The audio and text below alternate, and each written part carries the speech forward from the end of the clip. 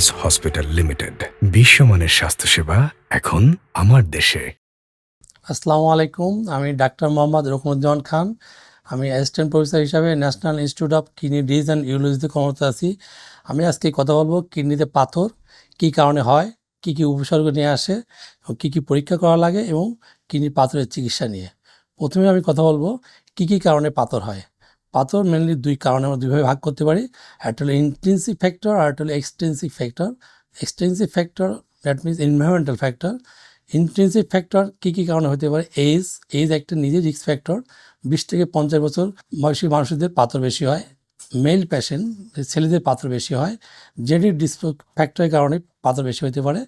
কারণ extensive factor যেটা environmental factor, যেটা হলো প্রচণ্ড হট হিউমিডিটি যারা বসবাস করে অথবা কাজ করে তাদের পাথর বেশি হতে পারে। আমাদের দেশে যারা লেবার পেশেন্ট যারা মিডল ইস্টে যায়, বিশেষ করে মিডল ইস্ট কান্ট্রিগুলোতে পাথর প্রচুর হয়। লেবার ভাইরা যে বিদেশে যায় তারা প্রচুর এরকম দেশে ব্যাক করে পাথর নিয়ে। সো হট ক্লাইমেটে যারা বসবাস করে তাদের প্রচুর পাথর হয়। যারা লেস ইনটেক ও ওয়াটার, পানি কম খায়, মানুষের যে দৈনিক পানির চাহিদা 1.5 লিটারের কম যদি আমরা পানি খাই 24 ঘন্টায়, তাহলে পাথরের হওয়ার রিস্ক থাকে। যদি আমরা অ্যানিম্যাল প্রোটিন বেশি খাই, গরুর মাংস বা ছাগলের মাংস যদি আমরা বেশি খাই, সেক্ষেত্রে পাথর হতে পারে। যদি খাওয়ার সাথে আমরা এক্সট্রা সল্ট খাই, সেক্ষেত্রে পাথর হতে পারে। এছাড়া পাথর যদি ভিটামিন এ ডেফিসিয়েন্সি হয়, সে কারণেও পাথর হতে পারে। একটা মানুষ যদি প্রলং ইমোবিলাইজেশন থাকে, সেক্ষেত্রেও পাথর হতে পারে। রিপিটেড যদি তাদের ইউরিনারি ইনফেকশন হয়, প্রস্রাব স্ট্যাসিস বা জমা হয়ে থাকে, সেই কারণে পাথর হতে পারে। কিছু মেটাবলিক কারণে পাথর হতে পারে, যেটা হাইপার প্যারাথাইরয়েডিজম যদি থাকে, অ্যালকালি সিনড্রোম যদি থাকে, কোনো পেশেন্টের সিস্টিনিউরিয়া যদি থাকে, সেক্ষেত্রেও পাথর হতে পারে। কিছু অ্যানাটমিক্যাল অ্যাবনর্মালিটি থাকলে, যদি কিডনির কোনো অ্যানাটমিক্যাল অ্যাবনর্মালিটি থাকে, সেক্ষেত্রেও পাথর হতে পারে। যেমন হর্ষশেপ কিডনি বা pelvic junction obstruction, that is Peugeot obstruction থাকে, সেক্ষেত্রেও পাথর হতে পারে। এখন পাথর হলে কী কী উপসর্গ নিয়ে আমাদের কাছে আসতে পারে, এখন আমরা আলাপ করব কী কী উপসর্গ নিয়ে একটা কিডনি রোগী আমাদের কাছে আসে। প্রচণ্ড পেইন, কোমরে প্রচণ্ড পেইন নিয়ে আমাদের কাছে আসে।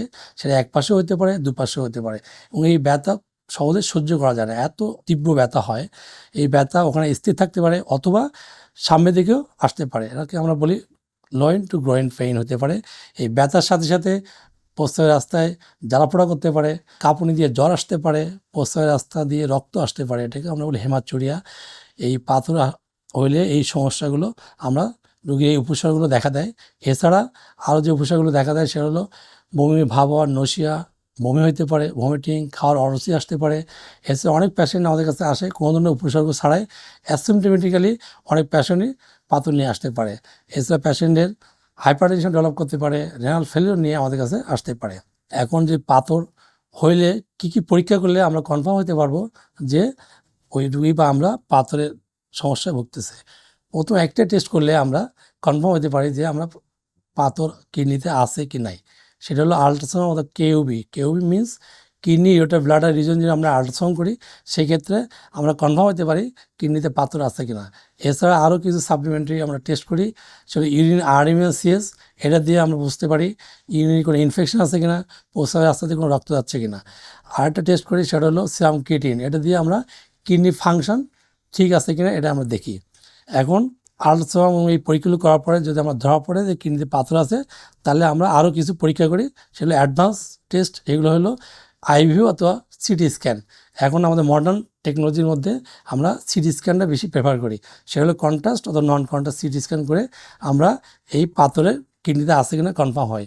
এই সিটি স্ক্যান করলে আমরা যেটা সুবিধা হলো যে পাথরের লোকেশন, সাইজ, কোনো অবস্ট্রাকশন আছে কিনা এবং ট্রিটমেন্ট প্ল্যানটা আমরা করতে পারি। এই জন্য আমরা সর্বশেষ সিটি স্ক্যান করে আমরা পাথরের চিকিৎসার জন্য প্রিপেয়ার করি পেশেন্টকে। এখন পাথর হলে আমরা কী কী চিকিৎসা করব এটা নিয়ে আমরা আলাপ করব। পাথর হলে আমার সাইজের উপর ডিপেন্ড করে, লোকেশনের উপর ডিপেন্ড করে, তার অবস্ট্রাকশন আছে কিনা, তার সিমটম আছে কিনা, এইগুলোর উপর ভিত্তি করে আমরা চিকিৎসা দিয়ে থাকি। যদি পাথরের সাইজ 5 মিলিমিটারের কম হয়, তা এক ধরনের চিকিৎসা, 5 মিলিমিটার বেশি অথবা 1 থেকে 2 সেন্টিমিটার তারও বেশি হয়ে থাকে আরেক ধরনের চিকিৎসা।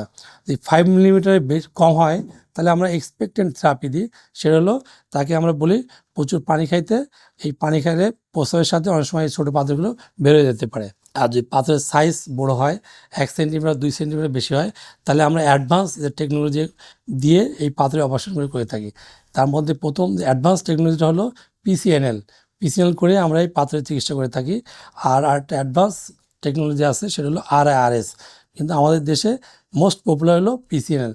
এই চিকিৎসা এখন সমগ্র বাংলাদেশ ব্যাপী হয় এবং খুব সহজেই আমরা কিডনির পিছন দিকে একটা ফুটা করে মেশিনের মাধ্যমে পাথর ভেঙে আমরা নিয়ে আসতে পারি। এটাকে বলি পারকুনিয়াস নেফ্রোলিথোট্রিপসি অথবা টমি। এই চিকিৎসার মাধ্যমে আমরা সব রোগীরই পাথর মুক্ত করতে পারি। এই সম্পর্কিত আরও স্বাস্থ্য বিষয়ক টিপস পেতে অ্যালায়েন্স হেলথ টক ইউটিউব চ্যানেল সাবস্ক্রাইব করুন। অ্যালায়েন্স হসপিটাল লিমিটেড, বিশ্বমানের স্বাস্থ্যসেবা এখন আমার দেশে।